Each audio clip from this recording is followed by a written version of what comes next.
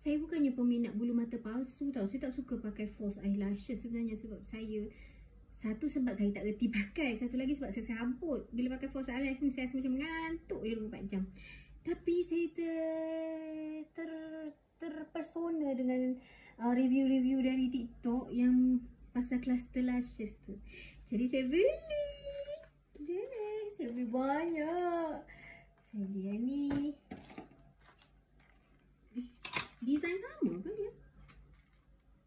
Macam sama je. Oh lain, yang tu panjang sikit, yang ni pendek sikit. Lepas tu saya beli yang ni. So cute. Yang ni berebut dengan anak sebab design dia cantik. Anak saya nak kotak je. Dan saya beli yang ni. Kita try yang ni dulu nak. Cantik. Nice. Apa yang saya suka tentang ni, dia tak payah pakai gum sebab dia cluster lashes. So dia ready to put on. Tak payah pakai gum. Ni saya dah pakai mascara dah sikit. Tapi sebenarnya kalau korang tak pakai mascara lagi elok sebenarnya sebab dia lagi senang lekat katanya. Lekatkan je.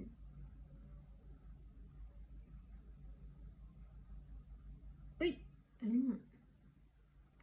Saya tengok yang siapa Nina Bukata. Macam tu kan sebut nama dia, Nina Bukata tu. Saya tengok Nina Bukata tu dia letak, lepas tu dia kenyit mata tau. Saya tak nak buat macam tu sebab saya takut nanti mata saya berkedut. Wah. Senangnya tak payah pakai gum. What? Wow.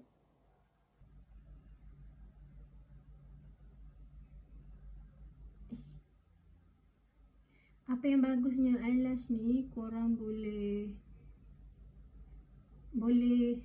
recycle. Korang boleh pakai balik. Wow. Ni kali pertama tau saya pakai, dan kali pertama saya pakai pun dah jadi. Nampak tak betapa mudahnya nak pakai. Good. Satu lagi. Saya rasa saya suka pakai cluster lashes ni berbanding eyelash biasa sebab kalau eyelash biasa saya tak reti nak potong tau. Jadi tiap kali pakai dia akan mencucuk. Ni yang sini ni. Dia akan mencucuk. Jadi kita akan jadi macam tak selesa je nak pakai. Oh cantiknya, senangnya nak pakai. What? Tak payah pakai gum. Seriously? Alah, tengok nampak natural je. Sebelah pakai, sebelah tak pakai. How do I look? Mana?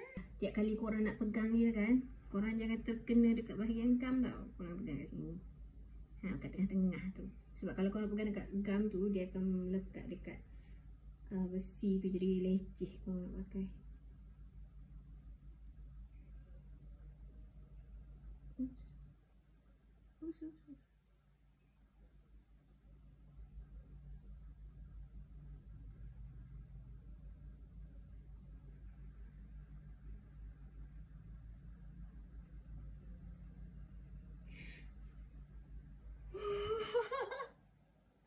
Senangnya. What? Misalnya kenapa lah tak beli lagi dari awal tu. Tapi tak apalah, eloklah sempena raya.